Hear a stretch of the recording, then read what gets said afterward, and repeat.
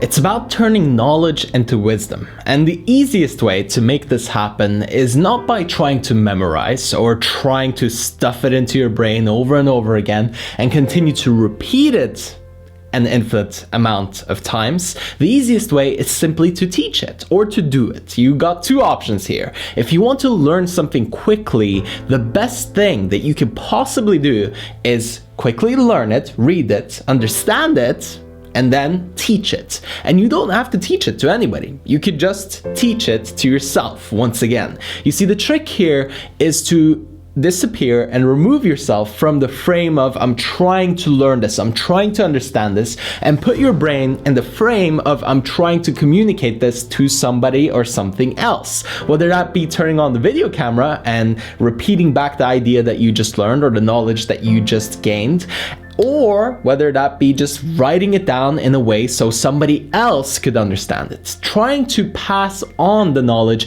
is what makes it into wisdom. Now, the other option that you have is obviously experiencing it, using it, applying it directly, but oftentimes that can be harder. However, if you have the opportunity to actually apply what you learned through maybe doing like a physical, real world practice of it, then of course, go for it. But for us, for simplicity's sake, let's stick to teaching it. So whenever you're picking up a new idea, whenever you're learning a new concept, start thinking about how you would teach that to somebody else. Start thinking about how you would share it with the world. If you were on stage right now, you're in front of 10 million people, and they all need to learn the exact thing that you just read about. How would you present it? The thing that you just heard, how would you share it with the world? How would you present it and put it forward? Because what this does is it makes your brain frame it completely differently. It makes you look at it from a different perspective. It makes you have to actually understand the principle underneath,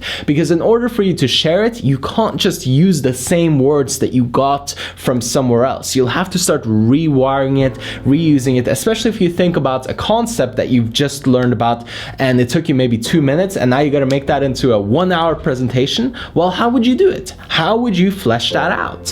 What's underneath? What's underlying? What relates to it? What other examples? What other kind of knowledge have you understood and learned previously that really just goes hand in hand with this? And now your brain is making connections. You're starting to form a bigger picture. You're not just trying to repeat this one little thing. You're not just trying to memorize this little dot. You're not trying to exactly remember how this little thing works. You're seeing the bigger picture. And if you're studying for an exam, that's going to pay off, because now it's not just this one little thing that you're memorizing. You're starting to see the connections. If you're trying to get better at your work or your craft, it's going to make sense because you're going to see how it fits in with the rest of what you do. And now it becomes integrated into who you are. And that's the beautiful thing. When you take on the teacher frame instead of the student frame, after you've been the student, you become the teacher, what happens is that you start to basically grasp it more fully. You start to have a more fleshed out understanding of what it is you're trying to learn. And of course, it means that you're going to remember it more. You're going to remember it better. You're going to be able to communicate it better. And if you have to repeat it back to somebody, it's going to sound a lot better than when you're trying to cling on to trying to memorize it.